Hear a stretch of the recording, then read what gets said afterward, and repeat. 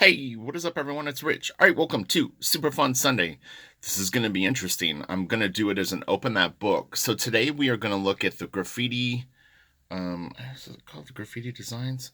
It's the Frank Miller artist edition of the original Sin City series. It's actually very cool. The back of it. The reason I want to show it is if you look, you can actually see it's embossed very, very lightly, and there's the shot of Marv in the electric chair. It's really, really cool. Yeah, so we're going to look at this today. I'm actually going to flip on another light, so I'm going to pause this. I just figured I'd show the back. There's some little quotes in the back. One's from Stan Lee, which is actually pretty cool. Robert Rodriguez, and yeah, so this is The Hard Goodbye, which was originally presented in Dark Horse Presents. Actually, I do have all the comics. This stuff is really interesting to look at, honestly. I mean, obviously, the book is originally in black and white, but you can really see things like where he put white out, decisions that were changed and stuff like that. And it is really, really interesting. I've wanted to look at this book actually for a few weeks and have just been too busy. And I figured this was a really good opportunity for me to check it out. So we'll be able to do about a 30-minute video, and then my camera will want to start a new file, and that's where I'm going to end it. But 30 minutes of this should be really good. So, all right, let's get going on this. Okay, so here's the cover. I actually leave this out. I've got 5 artist edition style books that sit literally right to the side of my desk, like basically propped up against my drafting table. And then I have a bookshelf with another, I don't know, 10 or 15 in here. Then I have some out in my storage. They're they are difficult to store. It's a deal breaker for some people. I mean, I get it. But anyway, I just figured I would show the cover. So this is it. It's called The Hard Goodbye Curator's Edition, they call it. And I apologize for the dust, but I don't think I've looked at this since the last time I did a video of this, which would have been either for regular YouTube or Patreon. So anyway, we don't need to look at this. That's a cool shot, but and this one is huge. This is one of the bigger one of the bigger ones of this. This thing is gigantic. It's about the size of like one of those old Jack Kirby size original pages. So it's definitely not 11 by 17. These originals in person must be very, very impressive. Trying to think. I think Jim Lee had a piece of Sin City art, but I really haven't seen much of it. For a long time, I don't think Frank sold it, to be honest. This is a pencil drawing. Very, very cool. They did an art of Sin City book that is okay. I really hope that it would be more, and it ultimately just kind of felt like it was stuff that I had already seen in the comics. Presented in a slightly bigger style. There was a little tidbits of behind the scenes, but I'm an artist. We're all artists. Probably a lot of the people that watch these videos, and we want a little more. It's just how we roll. Oh my god, this is gonna be so fun. I'm really looking forward to this, to be honest. I actually have Wildstorm did 2 mirrors of Sin City stuff. It was going to be a license thing. They never actually made them, but I actually have it. It's probably one of one, honestly, but it's a mirror with like red paint on it and black, and it's got this. I'm trying to remember if I have 2 or 1, but it was in licensing, and at some point they gave it to me. So here's that same page that we just looked at with. Nothing else going on. I mean, one fun thing we can kind of like try to keep an eye out for, and the hand lettering on this is so good. I actually I didn't catch who did lettering. I don't want to go back because we've got a limited amount of time. But I am kind of curious of how many times on an original he has to go back in and use white, because I would imagine when you're drawing stuff like this, even if you did good planning, at some point in the drawing, you sit back and you kind of look at it and you go, I mean, if you're really trying to remove holding lines, you're going to see holding lines that you could get rid of. It's just the way that it's going to go, is you're going to catch something and you're either going to want to black it out or make it white and kind of bleed into the next object. So I feel like somewhere I've seen some layouts of this stuff. I was kind of thinking back too to the time of when this is before I started collecting. To be clear, I started collecting probably about a year after he finished this, or when he had started the original Sin City. So I went back and picked these up pretty much immediately because Frank and Mike Mignola were two of my favorite non-image artists. They were way up the list, though. Frank is a guy that I actually would put in probably my top 5. I really like 300. It doesn't seem to get a ton of attention, but I think the 300 book is really, really good. Dark Knight is really good. Ronin is awesome. This is awesome. So he had some good series. So far, he seems to be nailing this. I don't see a lot of whiteout being used, so his planning paid off. And then you can see a little bit too that he uses it's probably black ink, but there's a little bit of translucency to it. So, oh man, yeah, some great stuff. Frank really can draw. I mean, the one artist edition that I don't have is I don't have the Daredevil book that he did. I believe that they collected his. It wasn't just Mazzucchelli. I think that there is a Frank Miller one. For whatever reason, at the time, I just didn't pick it up. I mean, I have all those comics, probably in like 3 to 5 versions, meaning multiple copies of them. So someday maybe I'll pick one up.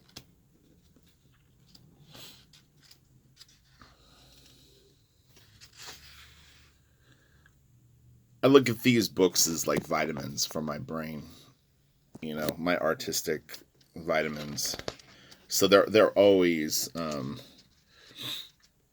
bought with the intention of that I could probably learn at least 1 or 2 things from them. I'm sure it's way more, but you know what I mean? My thought was always, I say this on most of the videos that when I do these, is if you draw one page better because of one of these books, then you got your money's worth out of it. So it's a pretty low entry fee, even though these books seem expensive.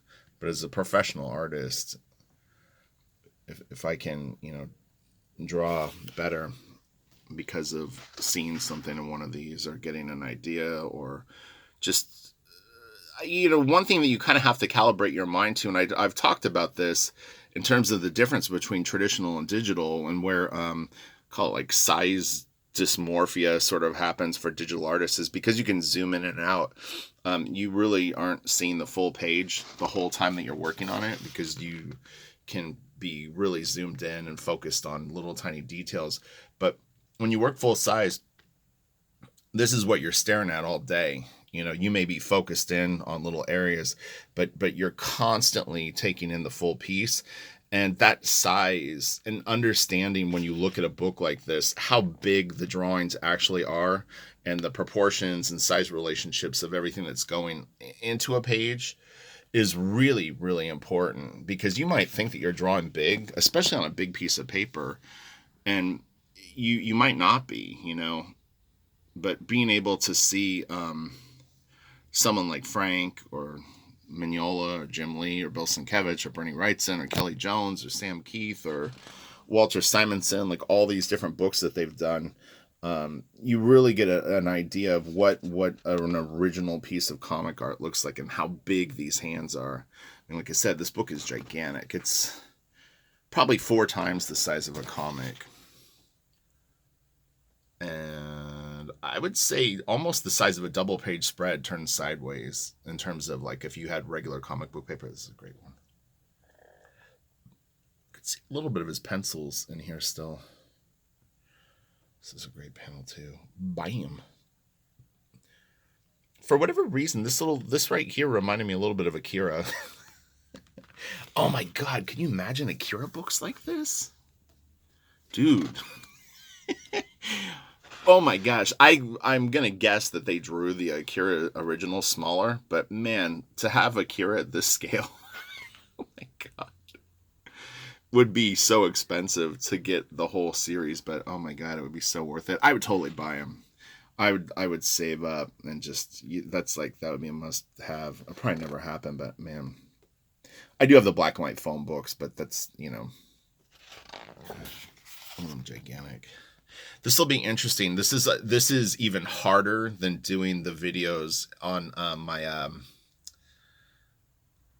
computer to see the art from me. I'm really just more trying to hold the phone straight and then just scan each panel sort of nicely for you guys, but I'm really not getting to enjoy the art to the same level as I would on a normal video. So it's actually a little bit difficult to narrate in terms of like what's going on. I can see it. It's just you know. But look, if you go to a concert and you sit and you film the whole concert through your phone and you're staring through your phone, I'll tell you what, you're not enjoying the show.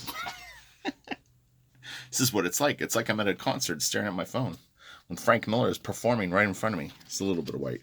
Some of those glass, he didn't like those glass pieces apparently, so he took them out. Sorry, I'm trying to get the page. Ooh. I actually really like Frank's inks. They're not fussy. They can be even at times sort of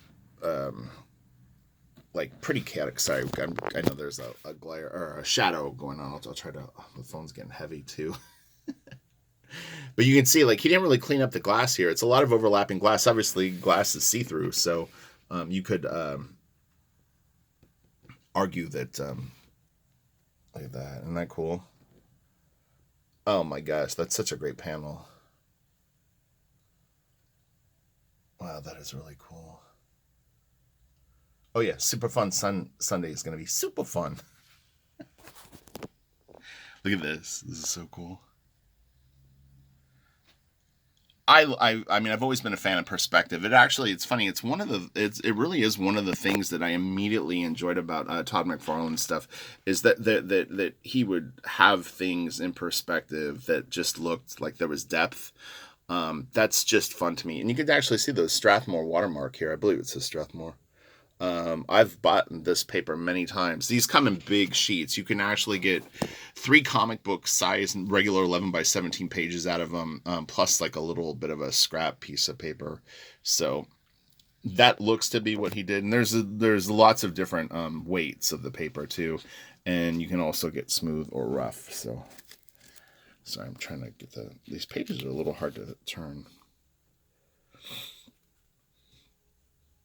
And speaking of McFarlane, I mean, I definitely see Frank Miller in Spawn for sure. I'm not as familiar with his Amazing Spider-Man work. I mean, I definitely have all the comics and have looked through them. Although some of them are so expensive, and I hesitate to like pop them open. 300 being a good example. If you have a high grade copy of 300, you don't want to be tinkering with it. But yeah, but Spawn definitely, I see the Dark Knight Returns and probably some of this too. I mean, it's interesting that I personally have never heard Todd really mention Frank Miller as an influence. Have any of you? I've never really heard him say it. I don't know if I've heard Todd talk about his influences too much. That is a great shot.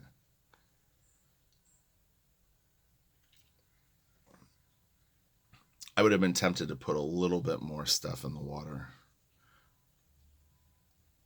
But Frank doesn't, because he's brave. Look at this. This is great. It's a big page, too. You see how far it went? Look at this.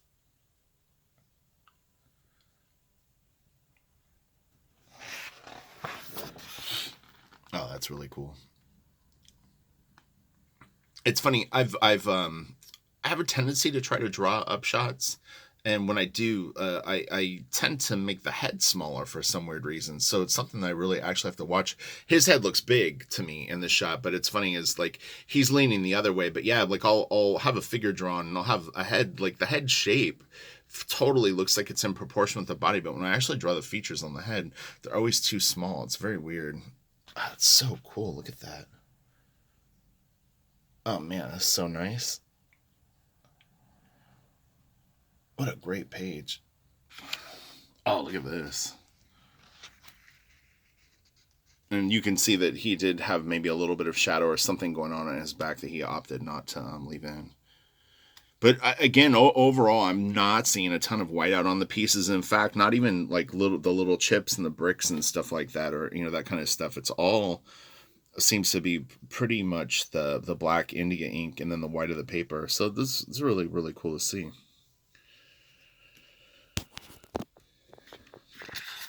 I'm trying to switch hands with my phone here for a second. See how this goes. Oh, it's nice. Man, I haven't looked at this in so long. Again, I apologize if there's any shadows. I've got 3 different lights on to try to mellow that out. It's a pretty overcast day. It was raining this morning here, so it's a little dark. It's really cool. So I was thinking about this time, and I had mentioned, that Frank Miller and Mignola were 2 of my favorites at this point. But I was trying to think of like other artists that worked this high contrast in the early 90s. The only ones I could think of is Matt Wagner kind of did it. I mean, to an extent, Kelly Jones, Tim Sale, Mignola. And I was a little hard pressed to think of more. I definitely saw some of the image artists incorporating things. I mean, obviously Jim did it on Deathblow, but you could see it in some people's work a little bit. Sometimes it was Mignola, sometimes it was Miller, but and it's not so much like I know that it could be seen as, oh, well, it's easier because, well, you just drew this guy, he's just a silhouette. I've used a couple of silhouette panels on Crystal Planet. They're literally some of my favorite panels because they look so good. They're so powerful, and it's just a nice looking effect. So it's not so much about laziness as it is just about what looks good. What looks cool. And if you did it too much, then you would wear it out. Joe Madureira uses tons of silhouette panels. I used to say that, I mean, in Battle Chasers, you could almost find one on every page. It's not exactly a one for one, but he used a lot. I always love this stuff. The Venetian blinds casting shadows. It's not really the most like gnarly one, but so what I'm going to do is we're going to skip ahead now, just so that if I do have another video of this, hopefully we get to see some stuff that we didn't see, because normally, obviously, I would start at the beginning. So let's just hop ahead a bit. Let's see what we got going on. So we'll start here. So we've got about 13 more minutes. Again, with these, when I shoot with my phone, there's a max file size. And then I'll start a new file, and I definitely don't want to have to edit this together. So it's kind of a bummer. Looks a little Jay Lee-ish.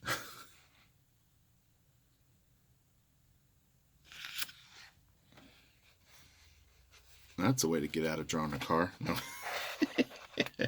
It's like, Rich, you just said it was artistic choices. Sometimes it's not. Oh, hold on. This is great. I remember slowly picking up these Dark Horse Presents from like back issue bins. I'm sure most of my copies are pretty beatery. But oh my God, each one was like, oh, this is so cool. There's always some creative freaking thing that he did. Like, this is a great thing.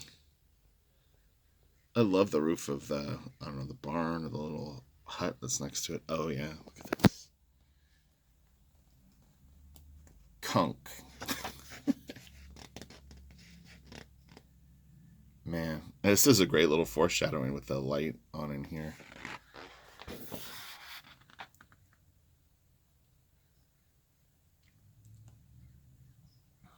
Oh my gosh, look at this. This is a great shot. Aaron Weisenfeld was very influenced by this stuff. This looks right out of Team 7. Like, later issues, not the first issue.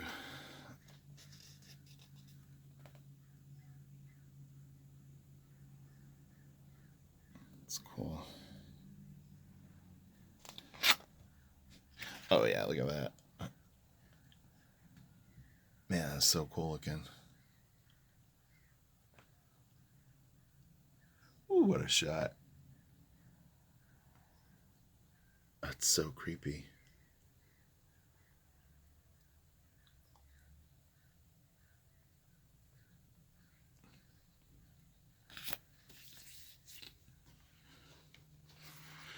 That's kind of interesting. It's so similar. I almost for a split second thought that it was the same shot. It's not. It was just like again, I'm looking through my phone, so I kind of saw that it felt like a down shot, but it's actually like we're now very low in the scene, but because of the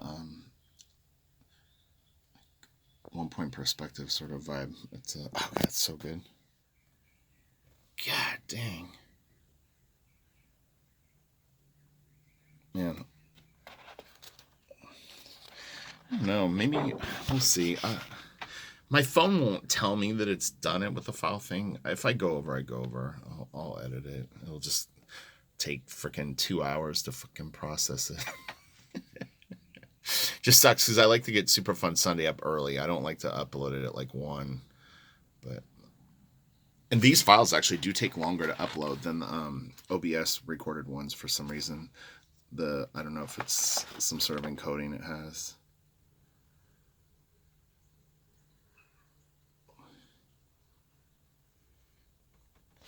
And here you can see he originally had like a panel border and he opted to take it out.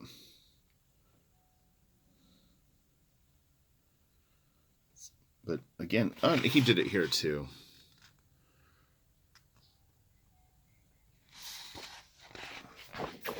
Oh man, I love this.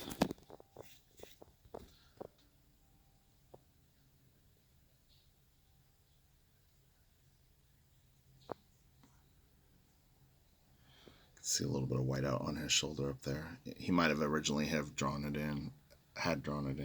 That's so creepy looking.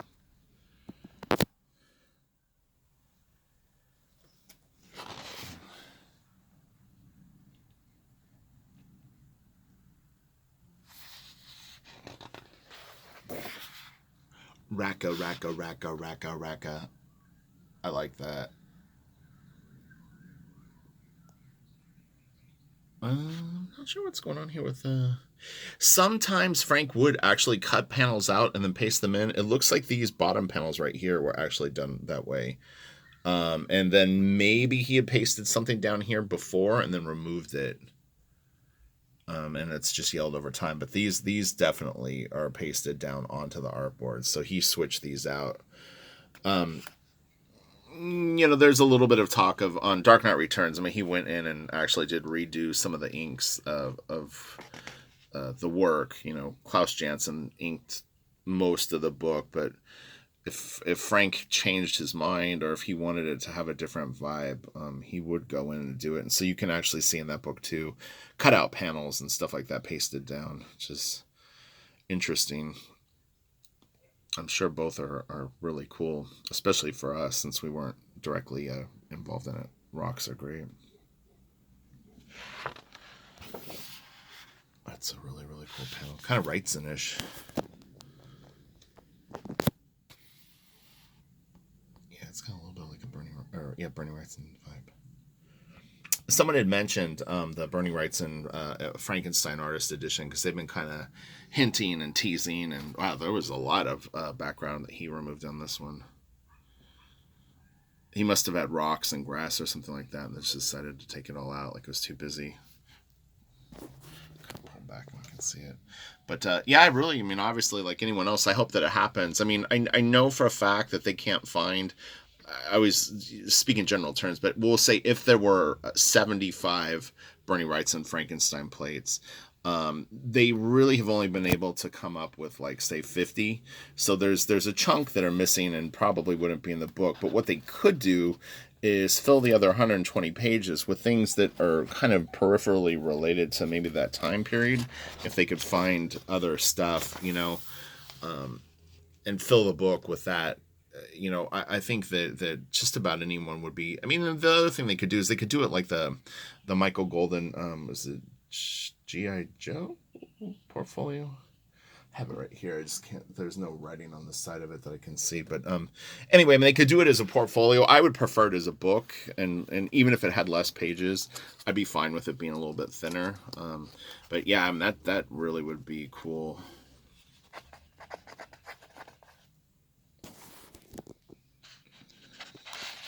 This is nice. That's cool.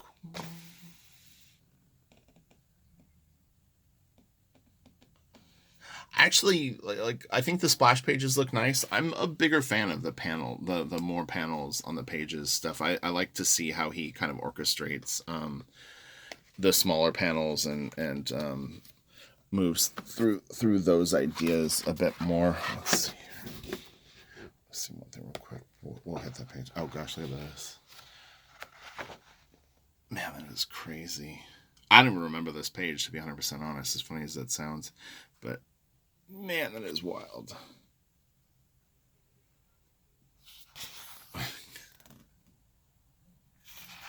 Yeah, this is really, really cool.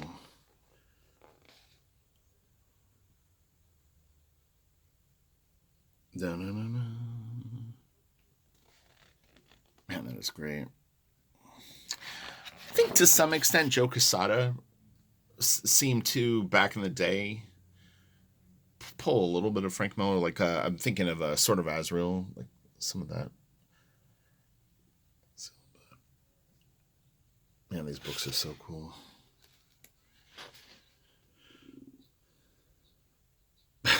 That is so wild. Oh my gosh.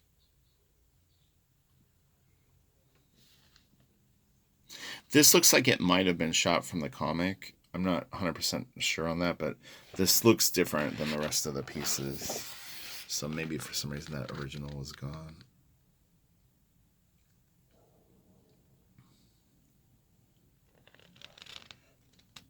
Nice boot. Das Boot. Well, this is pretty famous, like little page.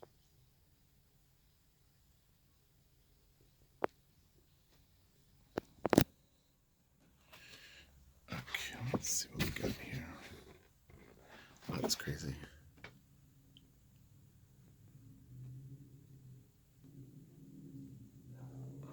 Oh, it's really, really cool.